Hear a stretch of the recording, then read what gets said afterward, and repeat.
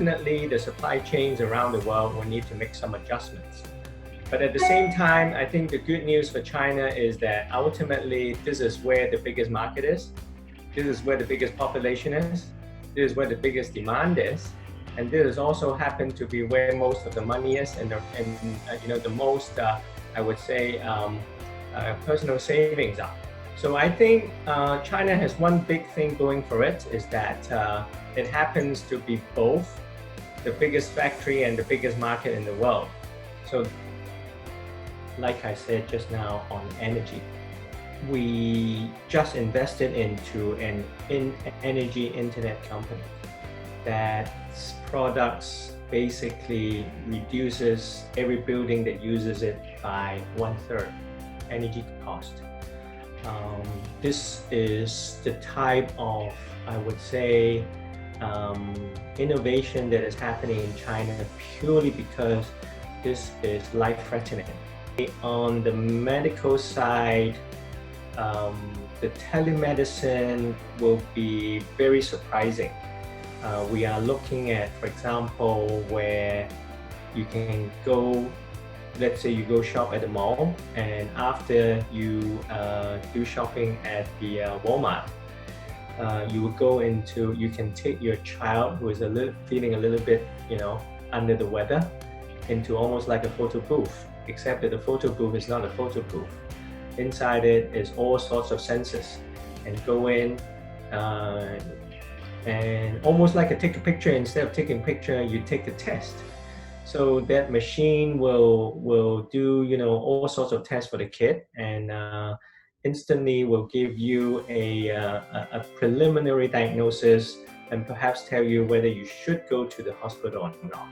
And meanwhile, if not, here is a prescription, and by the way, in 15 minutes time, those prescriptions will be left at your door at home with technology to serve people better. I think that would be also very surprising. 10 years ago, 4 trillion built a high-speed rail that is just out of this world. 5 trillion, I think, will build, like I said before, there's already 1,000 towns and cities in China being converted into smart cities and towns. And I think 10 years later, you will go back to Hangzhou and all that, and you just say, now I see what they look like, and can I have one too? It's nothing magical about digital currency. It's there was a lot of hype in the Bitcoin and blockchain and all that.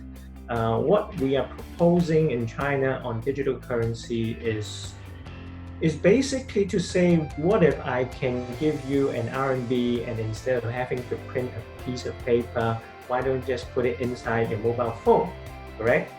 It's just like having a SIM card, except that every time you have, so all your money can put in. You already do it in Alipay, you already do it in Tencent Pay. Now, the problem in the past was that for them, this is just a company. There's no backing behind it. The way that it's backed is that Alipay banks with, one of the big banks in China. So whatever is a digit in your phone is backed up by a pool of money in the bank, and the bank itself is then backed by the central bank. So it's almost like several layers, and this, of course, is a little bit fragile because you don't have the central bank standing right behind that 1 RMB in your phone. So what they have done is that, okay, let's take it to the next level, which is every RMB is actually a digital currency, and behind it there's a whole set of standards, set of platform, whole security behind it, so that it's all there. The digital RMB will be launched this year. Unless a major mishap happens, it will be launched. Initially, all it really does is basically turn it into the next generation financial technology system. As to whether it's a threat or not a threat, I think it's more like the motor car versus the horse-drawn carriage. Okay, you can of course say that motor cars will threaten the old horse-drawn carriage. But I think this is, once the first motor car will come, the next one will come as well. There may be other countries who will definitely take it on. And then before you know it, everybody will move over.